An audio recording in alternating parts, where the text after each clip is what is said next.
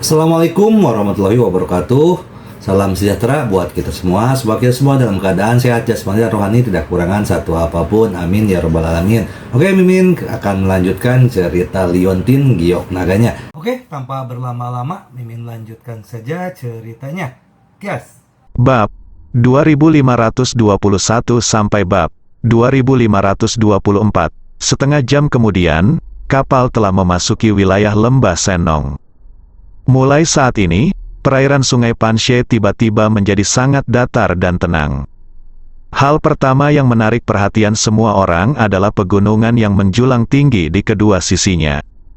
Gunung-gunung tinggi, satu di kiri dan satu lagi di kanan, berdiri di sisi kiri sungai, seperti penjaga gerbang lembah, megah dan tidak bisa diganggu-gugat. Saat ini, Duan Ziyuan masih berdiri di sana di dekat monumen batu di puncak gunung. Dia melihat jauh ke kejauhan dan melihat beberapa perahu di kaki gunung.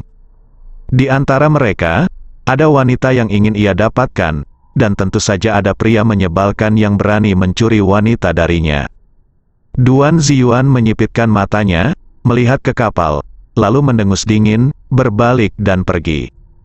Ketika Duan Ziyuan sampai di kaki gunung, beberapa perahu akhirnya merapat. Ye Chong, Xiao Qi, Lin Wan dan yang lainnya mengikuti Bai Xianya dan murid lainnya turun dari kapal. Hanya Duan Zihui dan tukang perahunya yang tersisa di kapal. Duan Ziyuan berjalan mendekat dan menyapa semua orang. "Nona Lin, sudah lama tidak bertemu, selamat datang di wilayah saya." Duan Ziyuan berpura-pura menjadi seorang pemuda tampan. Lin Wan hanya mengangguk ke arah Duan Ziyuan. "Halo, Dokter Duan. Saya di sini terutama untuk berpartisipasi dalam pertemuan medis misterius ini. Terima kasih telah mengundang saya," kata Lin Wan. Semua orang tahu bahwa kata-kata Lin Wan berarti dia ingin mengesampingkan hubungannya dengan Duan Ziyuan. Duan Ziyuan memiliki senyum sedikit malu di wajahnya, pura-pura tidak mengerti. Dan siapa Ye Chong di sebelahnya, dia langsung melihat apa yang dipikirkan Duan Ziyuan. Ye Chong mencibir dalam hatinya, berpikir bahwa katak ini masih ingin makan daging angsa. Dengan mengatakan itu, Ye Chong berkata kepada Lin Wan, "Nona Lin, menurutku pemandangan di sini sangat indah. Ketika kita punya waktu, mari kita berjalan-jalan." Lin Wan mengangguk, oke, sebenarnya." Melalui percakapan tadi, Lin Wan dapat menentukan bahwa pihak lain adalah orang baik. Terlebih lagi, pihak lain masih merupakan orang dengan kekuatan super, seperti Ye Chong. Hal ini secara tidak terlihat meningkatkan kesan baik Lin Wan terhadap penyamaran Ye Chong. Lin Wan tahu bahwa pihak lain sedang membantunya. Oleh karena itu, Lin Wan berpura-pura akrab dengan pihak lain. Duan Ziyuan telah mengenali Ye Chong, pria yang merayu Lin Wan dalam foto yang dikirimkan Duan Zihui kepadanya sebelumnya. Duan Ziyuan menyipitkan matanya, menatap Ye Chong dengan dingin, dan berkata dengan dingin, "Wah, ini lembah Senong. Saya menyarankan Anda untuk tidak berkeliaran." Ye Chong mengangkat bahu dan tidak menganggap serius ancaman Duan Ziyuan. Bai Xianya di sebelahnya tidak menyangka Duan Ziyuan akan berani memprovokasi Ye Chong ketika dia muncul. Meskipun Duan Ziyuan tidak melihatnya, Bai Xianya dapat dengan jelas melihat adegan Ye Chong membunuh ular besar itu. Bai Xianya tahu bahwa jika dia benar-benar mengambil tindakan, tidak satupun dari 10 Duan Ziyuan yang akan menjadi lawan Ye Chong. Memikirkan hal ini, Bai Xianya datang dan segera mengganti topik. "Ngomong-ngomong, Lao Duan, kakakmu juga ada di sini." "Di sana," kata Bai Xianya. Duan Ziyuan kemudian teringat bahwa dia belum melihat Duan Zihui. "Di mana yang lainnya?" Duan Ziyuan bertanya. Bai Xianya menunjuk ke perahu itu, merasa sedikit malu. Kemudian, Duan Ziyuan dan Bai Xianya berjalan bersama. Saat Bai Xianya berjalan pergi, dia berkata, "Duan tua, maafkan aku tidak menjaga adikmu dengan baik. Sebelum dia bisa menyelesaikan kata-katanya, mereka berdua sudah berjalan ke arah sisi perahu. Duan Ziyuan segera menutup hidungnya dan mengutuk, "Apa-apaan ini?" "Duan tua, ini saudaramu," kata Bai Xianya. baru kemudian Duan Ziyuan melihat lebih dekat, orang yang tergeletak di perahu, mengeluarkan bau aneh, memang adiknya Duan Zihui. Di lembah Sennong, Duan Ziyuan dapat dianggap sebagai orang pertama di antara generasi muda, dan kemungkinan besar dia akan menjadi tetua lembah Sennong di masa depan.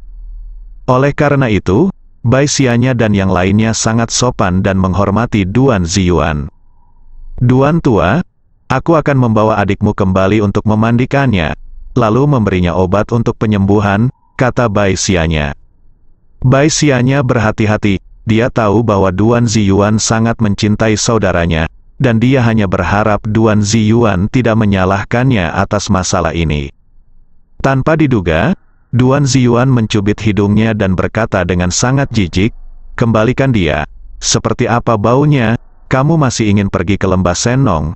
Bagaimana jika kamu mencemari semua ramuan di lembah itu?" Bai Xianya terdiam. Dia tidak punya pilihan selain meminta murid yang bertanggung jawab atas kapal itu untuk mengirim Duan Zihui kembali. Ketika murid yang mengemudikan perahu berpikir untuk berada di perahu yang sama dengan Duan Zihui yang bau lagi, dia meringis lagi. Kemudian, Duan Ziyuan bertanya, apa yang sebenarnya terjadi?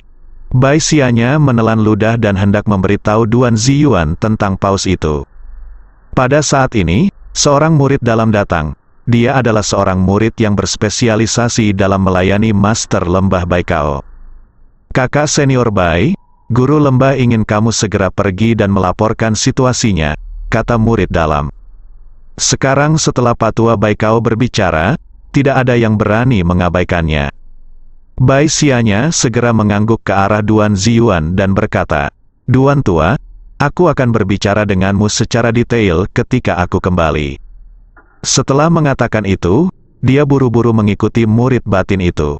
Duan Ziyuan tidak marah tentang hal ini, bahkan dia akan mengesampingkan segalanya dan segera melaksanakan perintah Patua Baikao. Bai Xianya mengikuti murid-murid batin dan mengambil jalan rahasia lainnya. Setelah berjalan beberapa langkah, Bai Xianya teringat bahwa dia lupa mengingatkan Duan Ziyuan untuk berhati-hati terhadap Ye Chong. Saat ini, Duan Ziyuan telah memimpin Ye Chong, Lin Wan, Xia Shizhen dan orang lain menuju kedalaman lembah.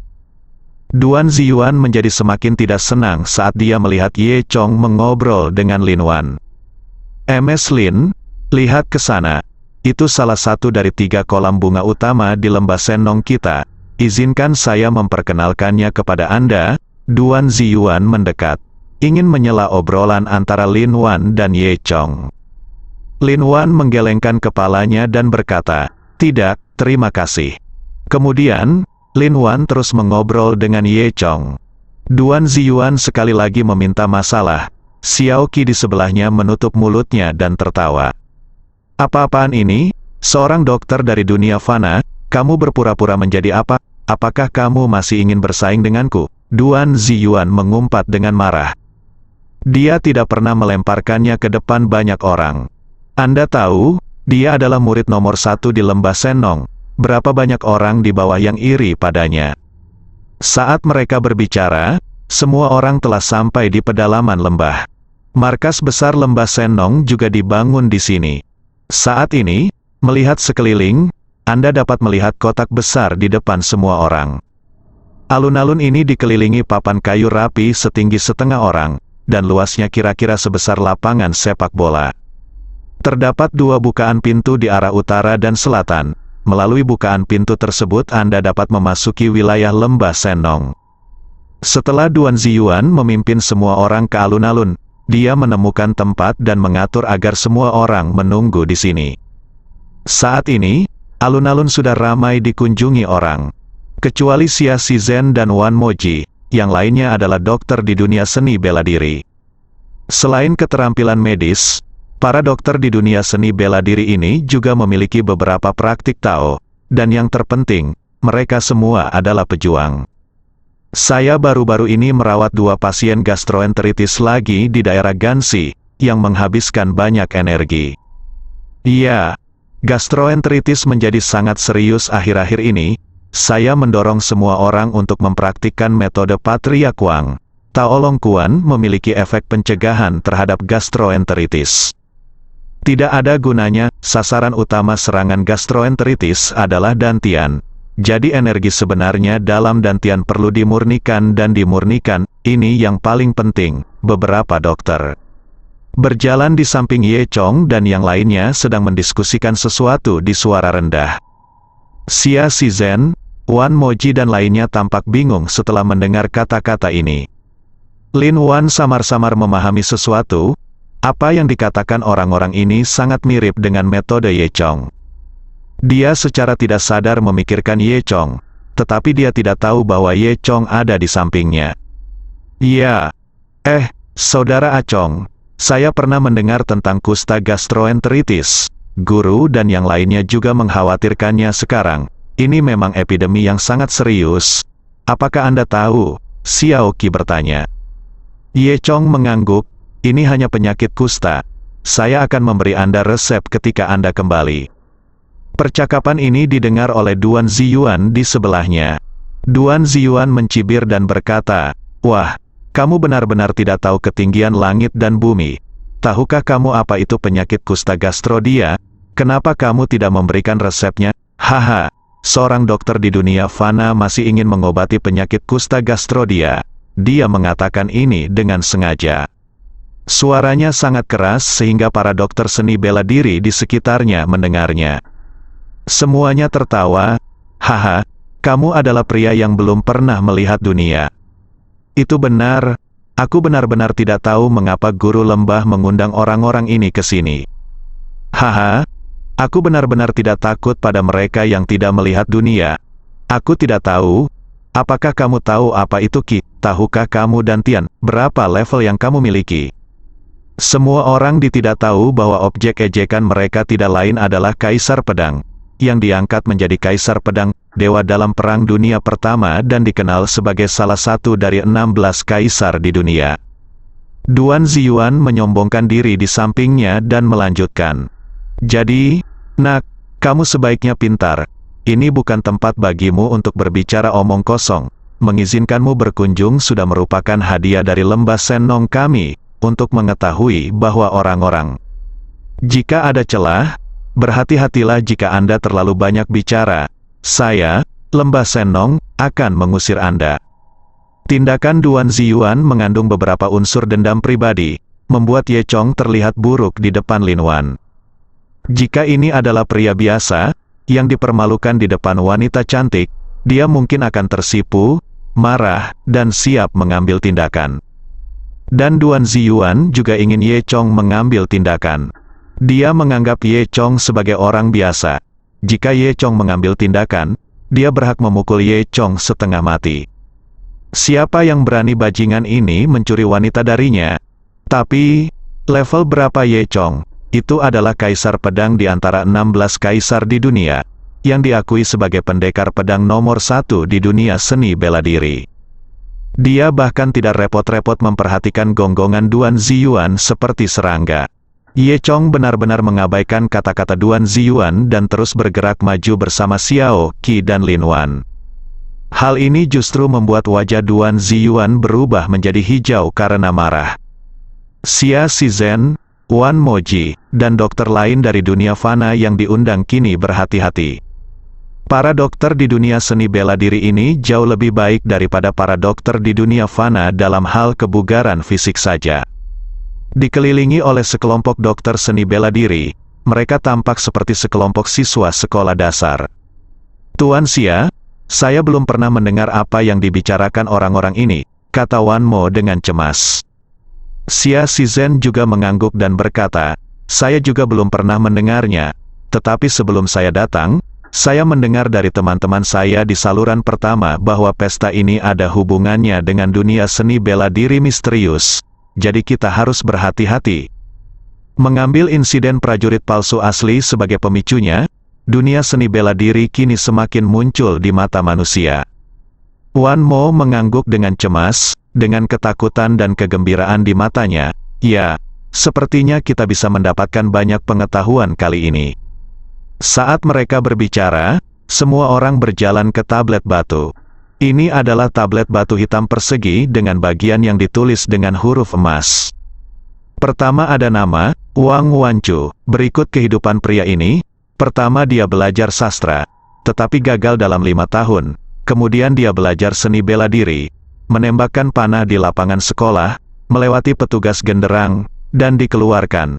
Kemudian dia belajar kedokteran dan meraih prestasi, kesuksesan. Saya menulis resep yang bagus, meminumnya, dan meninggal. Xiao Qi bertanya dengan rasa ingin tahu, apa artinya ini? Xia Shizhen sangat berpengalaman dalam narasi ini, yang mirip dengan Tiongkok klasik. Dia menjelaskannya kepada Xiao Qi dalam bahasa sehari-hari dan berkata, ini berarti orang ini bernama Wang Wanchu. Saya belajar membaca pada awalnya, tetapi saya gagal lulus ujian masuk perguruan tinggi setelah 5 tahun. Kemudian saya beralih ke seni bela diri. Setelah berlatih sebentar, saya pergi ke arena seni bela diri untuk berkompetisi, dan saya menembakkan panah, tetapi ternyata menabuh genderang di arena pencak silat. Seorang staf dikeluarkan dari sekolah. Kemudian, orang ini belajar kedokteran, dan akhirnya berhasil dalam studinya. Dia menulis resep, meminum obat sesuai resep, dan kemudian meninggal setelah mendengar ini. Uang setelah kehidupan mulia, Wanzu, semua orang terdiam. Xiao Qi bertanya kepada Duan Ziyuan di sebelahnya, apakah orang ini juga dari lembah Sennong? Duan Ziyuan mengangguk, merasa cukup bangga. Tuan Wang ini memiliki semangat Sennong dalam mencicipi ratusan jamu. Dia pantang menyerah dan tidak pernah menyesal. Hal ini persis sejalan dengan semangat tak kenal takut dari lembah Sennong kita. Oleh karena itu, dia adalah idola spiritual lembah Sennong kita, kata Duan Ziyuan. Setelah mendengar pernyataan ini, Xiao Qi, Xia Shizhen, Wan Moji dan yang lainnya saling memandang, jelas memiliki pemahaman baru tentang lembah Sennong. Ye Chong mengangkat bahu dan berkata, saya harap tidak semuanya seperti ini di lembah Sennong. Lin Wan menutup mulutnya dan tersenyum diam-diam. Duan Ziyuan mendengus dingin dan terus memimpin orang-orang maju. Setelah berjalan beberapa menit, semua orang telah berkumpul di ruang terbuka di sebelah timur alun-alun utama. Saat ini, di tengah ruang terbuka, terdapat platform batu dengan kotak besar mirip peti mati diletakkan di atasnya. Beberapa murid dari lembah Sennong berdiri mengelilingi kotak untuk mencegah orang lain mendekat. Semuanya, kita di sini. Mohon tunggu sebentar, Tuan Lembah akan segera datang, kata Duan Ziyuan. Setelah mengatakan itu, dia berkata kepada Lin Wan sendirian, Nona Lin, mohon tunggu sebentar, saya harus bertanggung jawab atas pekerjaan itu, dan saya akan menemani Anda nanti. Lin Wan berkata dengan cepat, tidak. Kamu cepat dan sibuk, aku tidak perlu menemanimu, aku. Duan Ziyuan bertindak seolah-olah dia tidak mendengar dan membuat ekspresi yang sangat tidak berdaya, yang sepertinya berarti, tidak mungkin. Siapa yang membuatku sangat penting? Saya sangat diperlukan untuk pekerjaan di sini. Setelah Duan Ziyuan pergi, semua orang menunggu di sini. Orang-orang di sekitar mengobrol dengan penuh semangat, tetapi Xia Shizhen, Wan Moji dan dokter lain dari dunia fana berhati-hati, karena takut menyinggung orang kuat di sekitar mereka. Ye Chong, sebaliknya, tidak menganggapnya serius. Dia melihat peti mati di platform batu di depannya dan memperkirakan bahwa yang ada di dalamnya adalah Grandmaster palsu yang ditangkap oleh lembah Sennong. Semua orang menunggu di alun-alun kedatangan pemilik lembah Sennong. Banyak orang mengobrol sambil menunggu. 3 dokter dari dunia seni bela diri di sebelah Ye Chong mulai mengobrol satu sama lain. Saya tidak tahu di mana sahabat saya ini bisa mendapatkan pekerjaan. Saya di Long Feng Shan, dan saya seorang dokter kulit. Oh, halo, saya seorang dokter, saudaraku, bagaimana dengan Anda? Saya seorang dokter kandungan. Oh, saudaraku, kamu yang paling menguntungkan. Biasa saja. Baru-baru ini saya mengembangkan obat baru yang mencampurkan akar Angelica, ginseng, biji doder, epimedium, dan kilong cao. Merebusnya bisa menyembuhkan masalah itu pada pria, kata sang tabib. Oh, kalau begitu kamu kaya, puji dokter kulit itu. Hehe, "Di mana?" kata dokter sambil tersenyum. Dokter kulit juga berkata, "Saya baru-baru ini mempelajari metode baru. Ambil seember mata cumi segar, buka pakaian Anda dan berdiri di ember pada tengah malam, dan bersinar di bawah sinar bulan, dapat mengobati jerawat. Ini memiliki efek ajaib, efektif banget." "Iya, nanti kamu juga kaya raya," kata dokter itu. Saat ini, dokter kandungan berkata, "Saya sedang menulis sebuah buku, yang merupakan studi tentang bagaimana mengurangi ketidaknyamanan wanita selama beberapa hari itu setiap bulan. Kalau begitu, Anda adalah yang terbaik," kata dokter penyakit dalam dan dokter kulit di waktu yang sama. Percakapan antara beberapa orang terdengar seperti lelucon bagi Xia Shizhen. Dia tidak mengerti apakah yang disebut dokter di dunia seni bela diri ini benar-benar mengetahui keterampilan medis. Namun, Xia Shizhen tidak berani mengatakan apapun tentang ini, karena dalam perjalanan ke sini, dia melihat dua orang yang disebut dokter seni bela diri berkelahi dengan matanya sendiri. Saat semua orang berbicara, sekelompok orang dari Istana Sennong masuk dari belakang alun-alun. Pemimpinnya adalah seorang lelaki tua, penguasa Istana Sennong saat ini, Patua Baikao. Ye Chong melirik Patua Baikao dan tahu bahwa Patua Baikao ini sebenarnya berada di alam Dewa Tanah. Namun, Ye Chong juga bisa melihat bahwa Dewa Tanah Patua Baikao dibuat dengan bahan obat yang tak terhitung jumlahnya. Masih ada kesenjangan antara tanah abadi semacam ini dan tanah abadi yang sebenarnya. Kekuatan orang tua Baikao ini mungkin setara dengan level Kato Fuying, mantan pendekar pedang Jepang. Jika terjadi pertarungan serius, Ye Chong yakin bisa membunuh lawannya. Namun, Ye Chong tidak ingin bertarung kecuali pihak lain menimbulkan masalah baginya. Di belakang Patua Baikao, diikuti 4 pria parubaya berusia 50-an. Mereka semua adalah tetua lembah Sennong.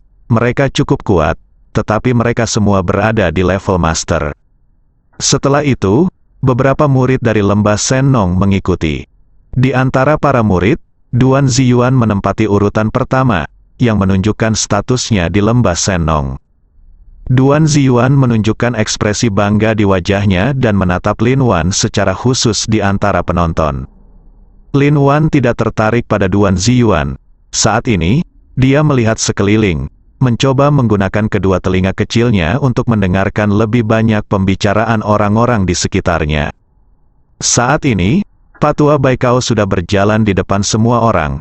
"Terima kasih telah menghadiri pertemuan di lembah Sennong kami ini. Selain teman-teman dari dunia seni bela diri, ada juga beberapa dokter ajaib dari dunia fana yang di sini hari ini. Selamat datang." "Haha, Tuan Lembah, Anda juga mengundang para dokter ajaib dari dunia fana ini. Apa yang Anda lakukan dengan mereka? Bahkan melakukan pekerjaan sambilan pun terasa kikuk. Benar? Haha. Bisakah orang-orang ini disebut keajaiban dokter? Murid dan cucu saya lebih baik dari mereka," seseorang berkata dari bawah, yang menyebabkan semua orang tertawa.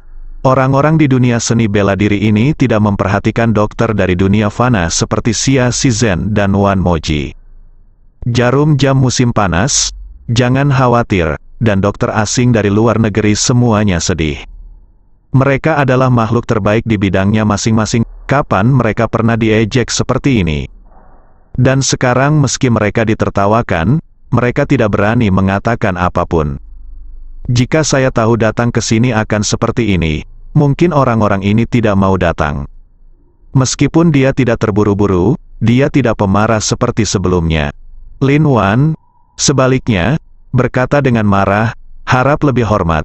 Kami juga dokter, meskipun kami tidak memahami ki atau mantra, dalam lingkup apa yang dapat kami pahami, kami telah mencoba yang terbaik, terlebih lagi, alasan mengapa para senior ini bisa disebut dokter ajaib adalah karena mereka telah menyembuhkan pasien yang tak terhitung jumlahnya, bahkan mungkin lebih banyak pasien daripada Anda yang hanya menertawakan orang lain."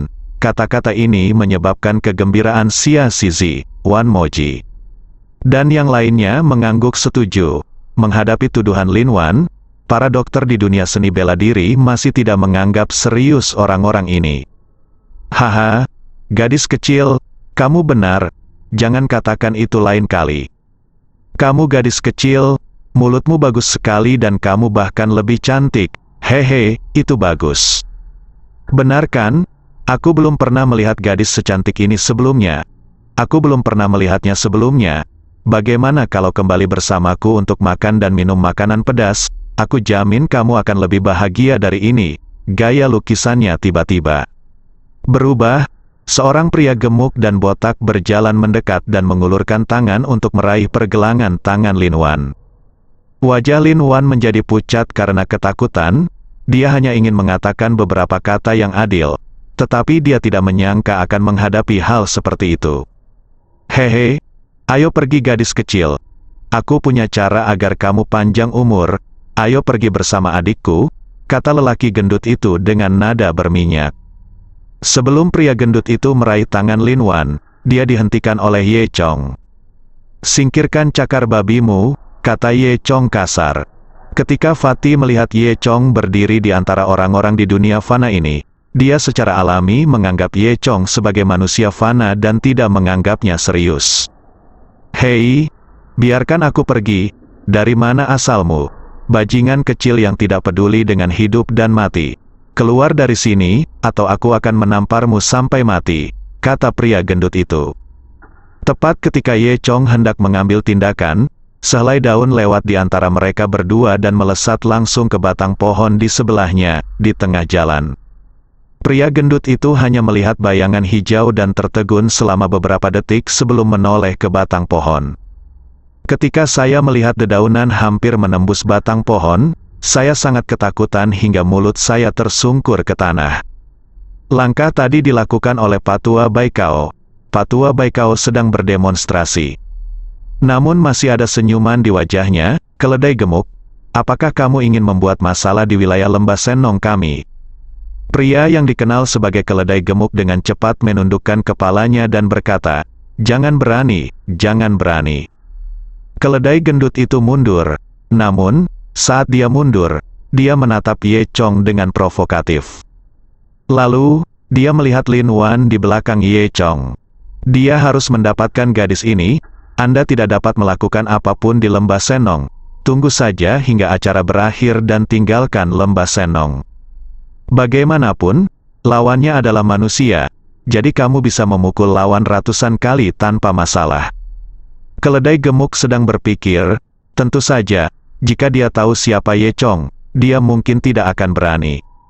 Baru saja, Ye Chong membantu Lin Wan lagi. Adegan ini dilihat oleh Duan Ziyuan di atas panggung, dan Duan Ziyuan mengertakkan gigi karena marah. Sial, biarkan anak ini berpura-pura lagi. Ye Chong membantu Lin Wan lagi. Lin Wan menunduk sambil berpikir. Ye Chong mengira Lin Wan ketakutan. Jangan khawatir, aku di sini dan tidak akan terjadi apa-apa padamu, kata Ye Chong seperti biasa. Dia lupa bagaimana penampilannya sekarang. Di mata Lin Wan, dia hanyalah orang asing. Faktanya, Lin Wan sangat berkonflik sekarang. Sejak naik perahu, pihak lain telah membantu saya berulang kali. Lin Wan tahu bahwa orang lain adalah orang baik, tetapi jika seorang laki-laki selalu membantunya seperti ini tanpa alasan, itu hanya berarti orang tersebut tertarik padanya. Lin Wan bukanlah gadis biasa, tapi dia juga bukan gadis bodoh. Dia juga tahu bahwa pihak lain memperlakukannya secara berbeda. Namun, dia sudah memiliki orang lain di hatinya. Jika kita tidak memperjelasnya sekarang, saya khawatir hal ini akan menjadi lebih sulit di masa depan. Memikirkan hal ini, Lin Wan menggigit giginya dan mengangkat wajahnya yang memerah. Terima kasih telah membantuku berkali-kali, tapi, aku sudah memiliki seseorang yang kusuka, kata Lin Wan.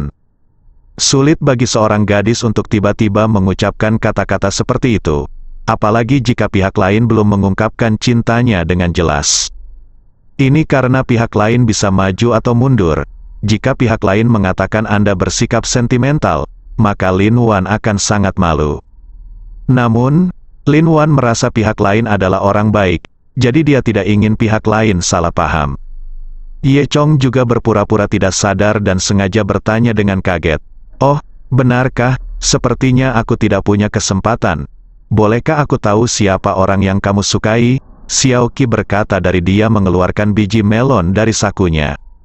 Dan retak mereka sambil mendengarkan dua orang berbicara, terlihat sangat bergosip.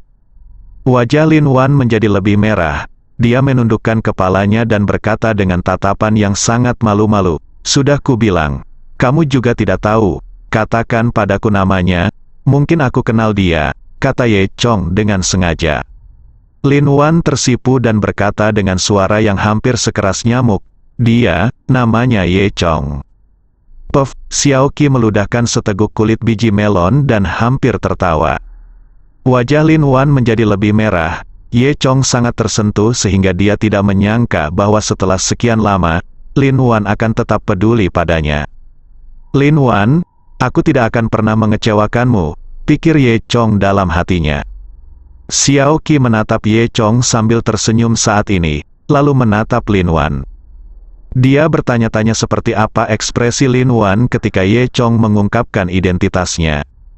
Saat dia berbicara, Patua Baikao berbicara lagi. "Semuanya, jangan banyak bicara, dan mari kita langsung ke topik utama." Saat dia mengatakan ini, Patua Baikao mengulurkan tangan dan menepuk kotak peti mati di platform batu. Kotak kuat itu segera hancur berkeping-keping dan hancur menjadi terak kayu, jatuh ke tanah. Dan di dalam kotak itu, seseorang terungkap.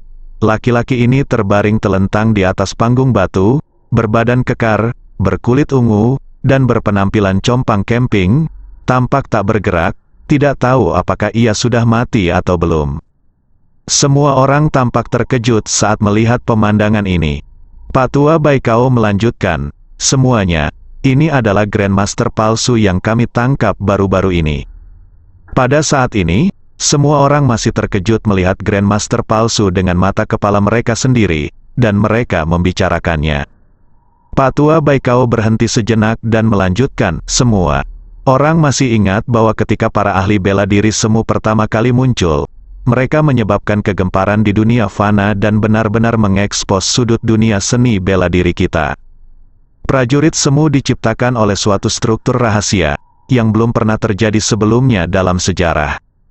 Tentu saja, prajurit semu yang diciptakan oleh perilaku menantang semacam ini masih memiliki kekurangan. Ini seperti orang mati berjalan, tetapi masih memiliki kekuatan yang hebat dampaknya. Dan sekarang, kita telah menemukan Grandmaster palsu. Ini adalah yang pertama muncul di dunia. Apa dampaknya terhadap dunia seni bela diri kita? Tidak ada yang tahu." Setelah Patua Baikao mengucapkan kata-kata ini, semuanya tampak lebih cemas. Kemudian, Patua Baikao berkata, "Untuk mempersiapkan diri terlebih dahulu, saya, Lembah Senong, telah memanggil semua orang ke sini untuk mempelajari bagaimana Grandmaster semu ini dibangun. Jika kita bisa mengetahui prinsipnya, mungkin kita bisa melakukannya di masa depan. Kamu bisa menghadapinya dengan tenang." Kata-kata Patua Baikao dikenali oleh semua orang. Itu benar, masuk akal, semua orang merespons satu demi satu, dengan emosi yang tinggi. Baikao tua berkata lagi, "Oke, mari kita mulai hari ini, tidak peduli siapa yang ingin naik ke panggung, mereka dapat mengamati guru palsu ini dari dekat, tujuan kita adalah untuk mengetahui rahasianya." Baikao, begitu orang tua itu. Selesai berbicara, ada banyak tanggapan, dan banyak orang bergegas untuk melihat pseudo Grandmaster legendaris ini. Kemudian, Patua Baikao meminta setiap dokter yang ingin maju ke depan secara berurutan. Mereka yang mulai memperjuangkannya semuanya adalah para dokter dari dunia seni bela diri. Meskipun para dokter di dunia fana juga ingin naik dan melihat-lihat, tidak ada yang berani bersaing dengan orang-orang dari dunia seni bela diri ini. Saya melihat dokter satu persatu berjalan ke meja depan dan melihat sekeliling tubuh guru palsu itu. Ada yang mengerutkan kening, ada yang menyentuh dagu, dan ada yang mendecakkan lidah karena terkejut. Namun, tidak ada yang melihat alasannya. Semua orang berjalan mondar-mandir lagi, satu demi satu pada akhirnya tampak sedih. Itu berlangsung selama 2 jam, dan hampir semua dokter terkenal di dunia seni bela diri maju untuk memeriksanya. Dan tidak ada hasil, mengenai hasil seperti itu, Patua Baikao sudah menduganya, tapi mau tak mau dia merasa sedikit kecewa. Tampaknya mustahil bagi Lembah Senong untuk membuka rahasia Pseudo Grandmaster ini dan mempelajari cara membuat Pseudo Grandmaster. Saat ini, satu-satunya yang tidak berada di panggung adalah para dokter dari dunia fana. Tapi Patua Baikao sebenarnya tidak punya banyak harapan pada mereka. Dia melirik Duan Ziyuan di sebelahnya. Duan Ziyuan mengerti, berjalan ke bawah dan berkata kepada Xia Shizhen, Wan Moji dan yang lainnya, jangan datang ke sini dengan sia-sia, karena kamu di sini, ayo naik dan melihat bersama. Kata-katanya penuh dengan penghinaan terhadap orang-orang biasa ini. Bahkan ketika mereka diminta untuk naik panggung, mereka semua naik bersama-sama, yang menunjukkan rasa jijik mereka terhadap mereka. Xia Shizhen, Wan Moji dan yang lainnya tidak mengatakan apa-apa, lagi pula, mereka lajang dan lemah. Namun sejalan dengan menekuni pengobatan, mereka tetap maju. Melihat Pseudo Grandmaster dari dekat, saya merasa dia memang bertubuh besar. Sementara semua orang takjub, mereka mulai menggunakan berbagai metode untuk mencari tahu perbedaannya dengan tubuh manusia normal. Namun, jelas terlihat bahwa setelah beberapa operasi, mereka tidak membuat penemuan yang berguna. Oke, ayo turun, kata Duan Ziyuan tidak sabar. Dia mengusir Xia Shizhen dan yang lainnya, lalu berkata kepada Patua Baikao, Tuan, sepertinya tidak ada yang bisa memecahkan misteri ini. Orang tua Baikao juga menghela nafas. Pada saat ini, Ye Chong berkata, belum tentu demikian, bersambung.